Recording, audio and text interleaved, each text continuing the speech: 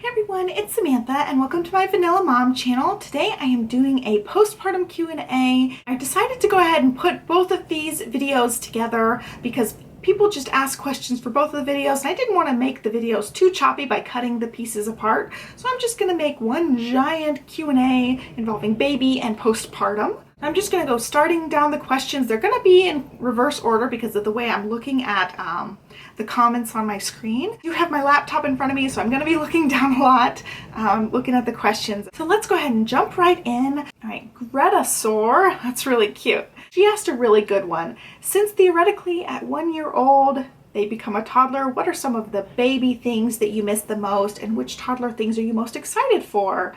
And her baby is turning 1. Probably she'll turn 1 by this video is going up. So happy birthday to your baby. She said, I can think of so many things I already miss, but I'm also really excited for a few specific things to change. I'll come to this in a second, but we're probably only having one child. So I feel like I'm just trying to soak up every moment that I can and live in the moment and not do the, oh, my baby's growing up, I'm so sad about it, and really try to just embrace the fact that she's growing, the fact that she's changing, the fact that she's growing up, because everybody ultimately wants their child to grow up. You don't want your child to stay the same size. I mean, it's a sign of health that they're growing and getting smarter and getting larger. I find it a really fun process to watch her growing up and learning new things. I love watching her learn new things. So I don't know that there's much of the baby things that I miss. I love that she's getting more independent and that she's learning new things. And the toddler stage is definitely my favorite age. So I'm really excited to move more into toddlerhood. As far as things I'm most excited for, I'm most excited to be able to do crafts together and to cook together, to do some baking together.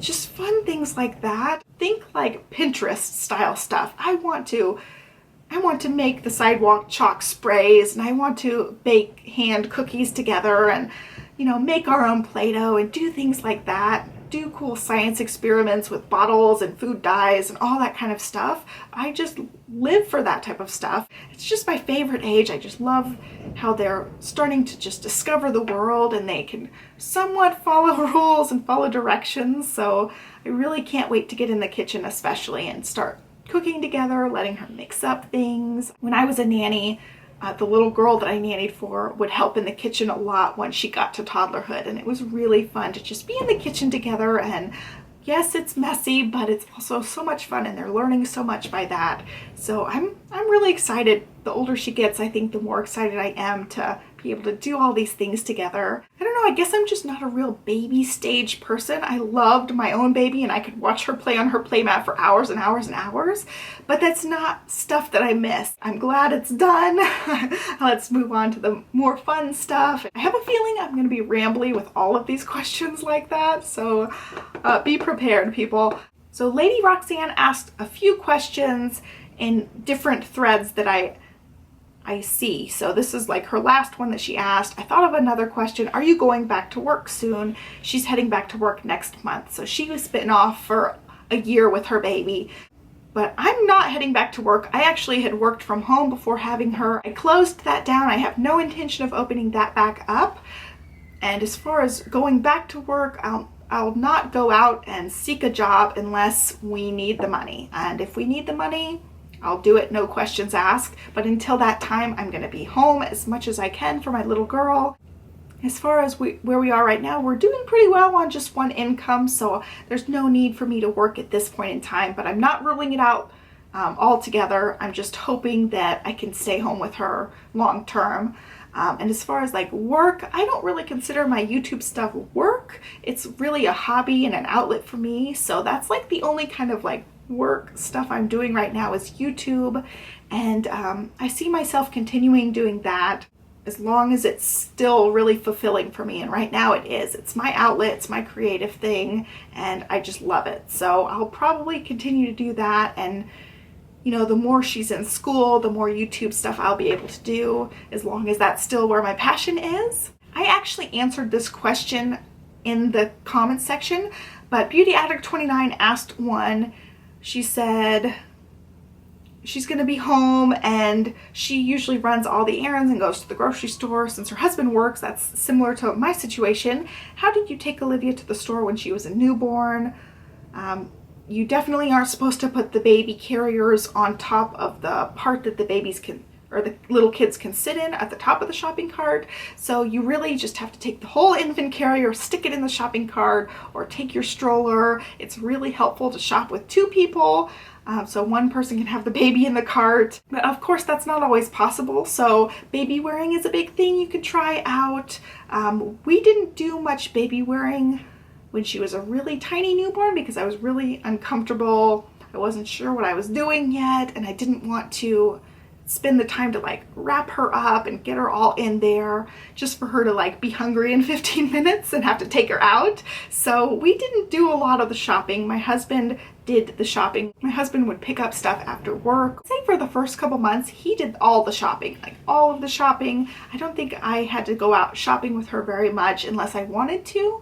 We would pick up a couple of things here and there, and I would have her in the cart in her infant carrier. So it was just like I'd put the stuff around her infant car seat. You couldn't put a whole lot in the shopping cart at that time, so I couldn't do like the whole weekly groceries like that. And then when she started being able to sit up a little bit better, I did put her in that top part of the shopping cart, and I had a shopping cart cover. It's like a really padded protective thing so that they can't just bump around in the shopping cart and hit the metal. It's padded so it protects her a little bit. And then we've been shopping like that ever since. I do just put her in the shopping cart, or I baby wear her at this point. We have been using the Ergo carrier anytime we baby wear. That's the one I use now. So there are some options. It is tricky in the beginning. You figure it out. You get used to whatever method works for you. You'll get into a groove. Just like with every baby thing, there's 20 million suggestions and something will work for you. I found some more of Lady Roxanne's questions. She said, how are you and Johnny getting along? And she has another one after that. So right now, I feel like we are rock solid. We are a rock star team. We get things done. We take turns with whatever we need to take turns. We give each other breaks when we want breaks. We both have some time to do our self-fulfillment type of stuff, get ourselves recharged. Like, this is my outlet. He's watching the baby right now. But in the very beginning, after she was born, it was hard, and we were both trying to figure out parenthood. We both weren't able to just support each other the way that we would both need to be supported. And it's just like we were both in survival mode. We were both digging deep, getting all our resources so that we could take care of the baby and figure things out. So I say for the first, especially like the first month, we did have some bickering back and forth, like, why is the baby crying? Why aren't you helping? Why aren't you helping? Like just trying to figure it out. It wasn't that our marriage was struggling or anything. Yeah, I'm definitely not going to sugarcoat it. It was tough in the beginning, especially just adjusting to taking care of somebody else 24/7. It's definitely constant. It totally changes everything about your life. This one little baby can change everything. But we got through it really quickly. So we figured out things that are going to work for us. And it's hard. And a lot of people say your first year of marriage and then your first year of having a baby are the toughest years. And I don't feel like this was our toughest year at all. I feel like we breezed through this compared to one of our beginning years. We were 18 years old. We moved into an apartment on our own, and we were really, it was the first time we lived away from our parents. It was the first time we were paying bills. It was the first time we were together, like not in separate houses living with our parents. That was definitely our learning year. That was when our honeymoon phase was totally over. We were learning a lot more about each other. And that was definitely our hardest year. That's probably similar to a lot of people's first year of marriage. If you don't believe in cohabitation before marriage, definitely that would be like our first year of marriage. But yeah, having the baby was nothing compared to that. We had already been together almost 10 years by the time we had Olivia, so we pretty much have each other figured out. She also asks, what do you do when you need to take a moment to breathe if you're having a bad day with Olivia? So in the beginning, I would just power through whatever it was, and then when she was down for nap, that was my me time and that was my recharging time. But now she only takes one nap, so if she's really just getting on my nerves and I've told her 100 times not to touch whatever or not put whatever in her mouth and she's still doing it, we change rooms, we go on a walk. If she's having a rough day as far as sick day, I will baby wear her a lot.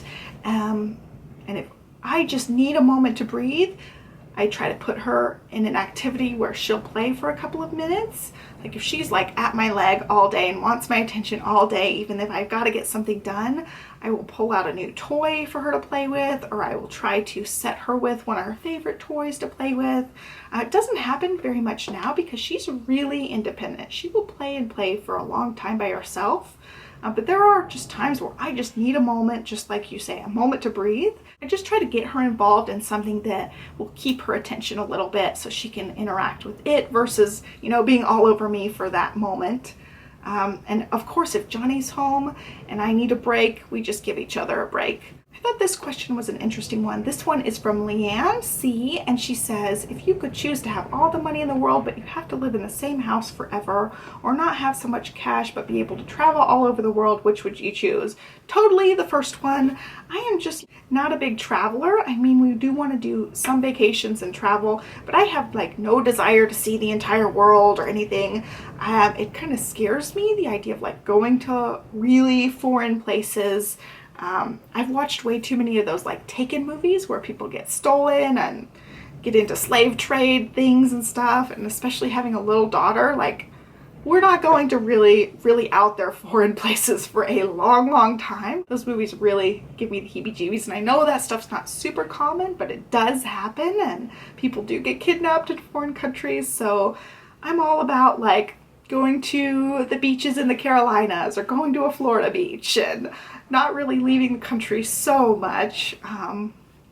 Like all expense paid cruises where you stay on your cruise ship and you go to the one beach that's really like touristy.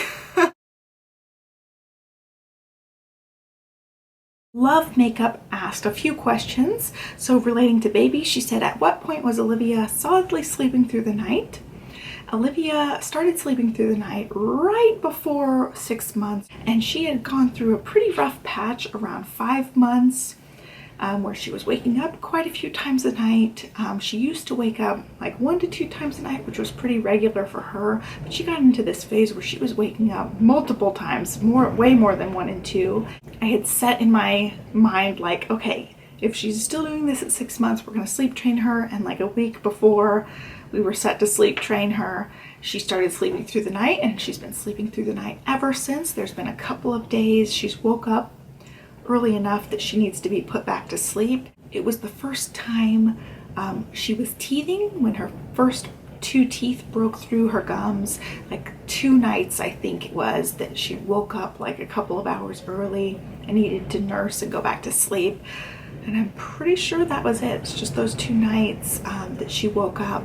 Usually if she ends up waking up, which all babies wake up through the night, they just put themselves back to sleep. She always will just put herself back to sleep anytime she wakes up. Sometimes she'll sit up, find her passy or her lovey, and then fall right back asleep. We got really lucky with the night sleep. Love Makeup's postpartum question is, how many months postpartum were you when you felt back to normal and yourself? I definitely think around that 6-month mark, I started feeling more myself. And then by 9 months, we really got into a groove. We got into a routine. And I feel like since about that point, about the 9-month, 10-month mark, I totally feel myself again. I feel like I've got most things under control. I still have plenty of me time. I can get the house somewhat in order. And get dinner on the table most of the time pretty reasonably.